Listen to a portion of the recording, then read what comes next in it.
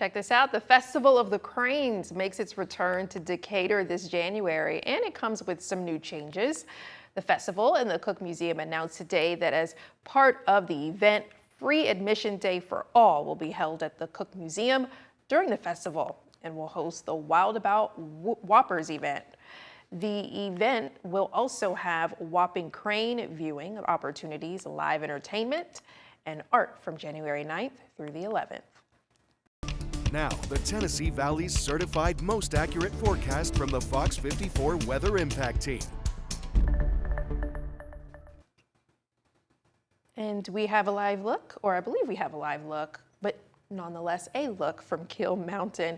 I can see little pink, bits of pink in the clouds. I like that. Yes, just a couple of breaks in the cloud cover, allowing us to get to enjoy maybe small glimpses of the sunset. I know earlier we talked about the supermoon thing. I'm not big into astronomy, so I don't follow such things. Gotcha. I certainly hope nobody's trying to get a really good view of that tonight, because that's probably not going to happen. Really? It's going to be cloudy, I'm guessing. Yeah, a couple of breaks in the clouds might let a little bit of the moonlight through, but if you're hoping to go capture a good photo, that is definitely not happening. Still trying to pick up on a little bit of rain back across northwest Alabama, Lauderdale, Colbert, down into Franklin County, trying to pick up on a little bit of rain up across southern Middle Tennessee, maybe just to the north and to the east of Fayetteville. This activity relatively light in nature, very similar to what we've seen through the course of the afternoon, where at times we had a little bit of drizzle across the Tennessee Valley, but we never really had anything particularly heavy. That could change a bit as we head into your Tuesday. By the time we get to the lunch hour, we're talking about a cold front back off to the west. Now,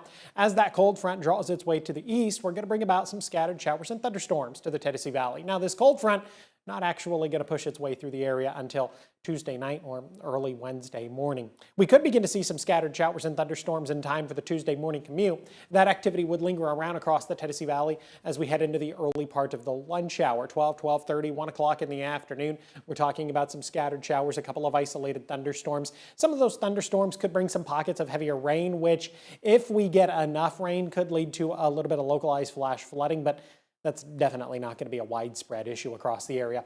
Futurecast tries to dry us out for the most part as we head into the evening, holding on to a little bit of rain back across northeast Alabama, and then maintaining the chance for a couple of isolated showers through the overnight early into your Wednesday morning. We get to the Wednesday morning commute, and Futurecast keeps us dry, albeit sitting under an overcast sky. I don't necessarily agree with this, because Futurecast is keeping us dry even as we head into Wednesday afternoon, and I'm going to hold on to the opportunity for a little bit of rain, and I'm also going to maintain the cloud cover a little bit more through Wednesday afternoon. It's not going to be until we get to Wednesday night, early into Thursday morning, that we really begin to lose the cloud cover. Just a small opportunity for rain on Thursday, but then from there, Friday through Monday, we're going to be dry across the area. We're not necessarily in a stage where we are desperate for precipitation. A couple of small areas are talking about moderate drought conditions, and then the rest of the Tennessee Valley, or a good chunk of the Tennessee Valley, talking about abnormally dry conditions.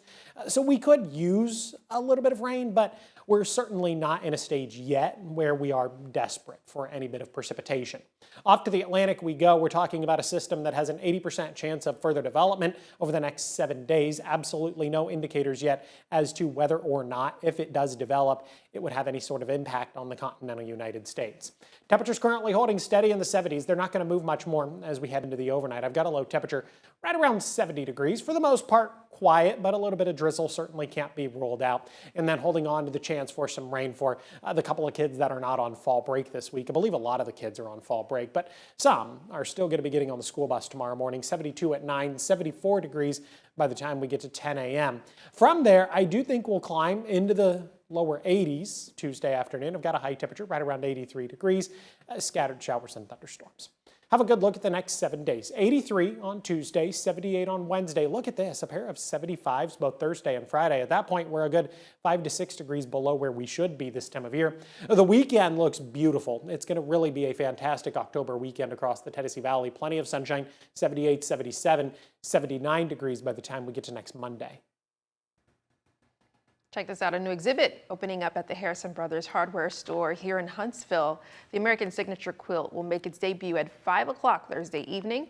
The quilt highlights 170 original autographs of notable Americans who made a significant impact on the nation stitched into the red, white, and blue Ohio Star pattern. The project started in 1989 when Lynn Jones and Dales Rhodes began a fundraising campaign to preserve Huntsville's historic Harrison Brothers hardware. Local artist Suzette Smith says walking through Harrison Brothers when she saw the quilt, says that she was in awe about it. I was struck by the craftsmanship. I was struck by the quality that you know, in 2025 it looks this amazing, but also just the history in there. It's a moment in time. Those are signatures of people that some we're never going to see again. Yeah, and the quilt contains signatures of prominent people like Neil Armstrong, Ronald Reagan, Thurgood Marshall, Dr. Seuss, Rosa Parks, and more.